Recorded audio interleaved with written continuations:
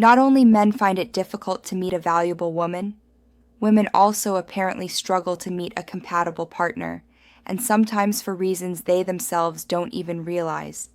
Interestingly, you hear it equally from both sides.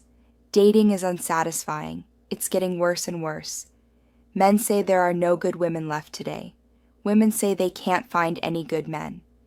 And some of the reasons why they don't find suitable partners overlap, while others are different. I mentioned this point for men as well in the video on the same topic. The attitude, the mindset. For some, it is very negative.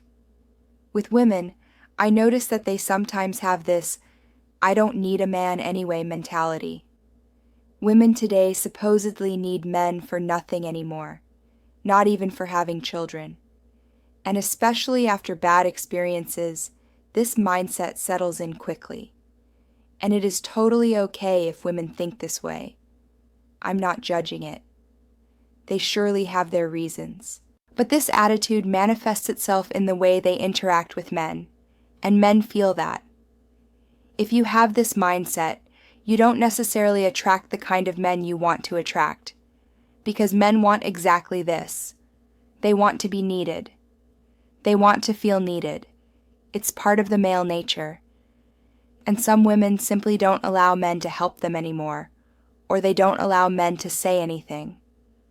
They constantly demonstrate their independence. I get the impression that it's a permanent rebellion against any form of, or let's say any expression of, weakness, even though that is not a weakness at all. And when this mentality dominates a woman, why should men invest? To them, it's not something worth pursuing. And that brings us directly to point 2, femininity. And this doesn't apply to all women, of course, but some have lost part of their femininity in the course of emancipation, meaning they want to be like men, be as tough as men. They want to show, as already said, that they don't need a man. They constantly compare themselves with men's results, which leads nowhere. Men are better here, women are better there. Emancipation made women independent, and that is a huge achievement. But especially younger women shouldn't strive to become like men, because by doing so, they risk losing parts of what makes them feminine. Many men appreciate femininity and feel attracted to it. A femininity that can be soft, sensitive, vulnerable, and can lean on him. Men want to protect. Their protector instinct is very strong, and that does not mean she can't repair things in the house, or he shouldn't change diapers, or that he rules over her with patriarchal dominance and she has no say. No, for heaven's sake. Just let the man be a man, and stay a woman. External influence. This behavior pattern appears more strongly among women than among men. Sometimes women deceive themselves about what they actually want in a man. Among other things, there is a certain pressure among female friends, consciously or unconsciously, regarding how one should be and what one should value in a man. And yes, as an adult woman, you also put this pressure on yourself. For women, it is often very important what others think of them, especially what other women think. They want validation, confirmation. They compare themselves with other women. That is part of female nature. How do I appear in front of my friends with my partner? Do they like him? Do they find him cool? Are they jealous of me because of him? And it may happen that she actually likes a man quite a lot, but her friends think differently of him, and she therefore rejects him. Advice is good and well-intentioned, but it is not always helpful to listen too much to others. Listen more to your gut feeling and don't let yourself be influenced. If you two harmonize, if he is good to you, then it should not matter at all how you appear with him in front of others. Women should learn to care less about external influence and validation. Now to the good old standards. Having certain expectations of a partner is, of course, necessary. It would be irresponsible not to have any, for men as well. But the standards of some women today are so high that even Superman could not fulfill them. Some are unrealistically high, and I don't claim this lightly. Studies show that women tend to seek a partner with equal or higher income and status than they themselves have. Additionally, factors like height and attractiveness are also decisive.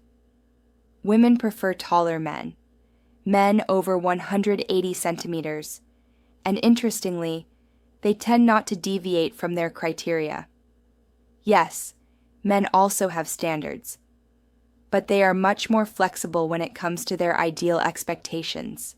And by excluding the majority of men, women severely limit their options with this selection pattern. Responsibility. It is not helpful to blame your single status solely on men, and I say the same to men in reverse. It is counterproductive to blame women and their standards alone.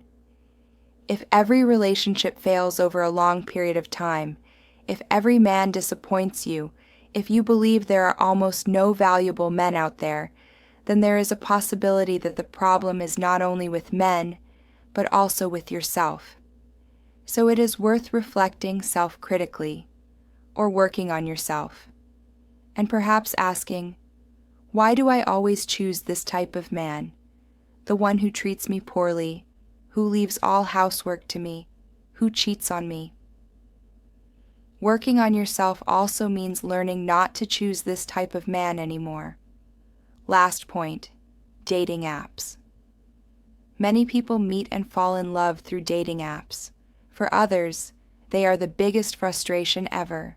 Especially on online dating platforms, women's selection behavior is often, let's say, elevated or ruthless. Some women, for example, tick the box that only men taller than 183 centimeters should be shown to them. These apps encourage superficial behavior, and due to the huge selection, you naturally have much less motivation to look beyond superficial attributes, to truly engage with a person and their character, and to give someone a chance who might not match your ideal at first glance. And finally, I can imagine that many women could have a relationship with a great compatible partner if they didn't restrict themselves so much with their selection pattern. It would be more realistic not to approach everything so uncompromisingly, and also to give men a chance who may not be Mr. Superman at first sight. I think it is the way we choose partners today that often does not lead to success, for women and for men.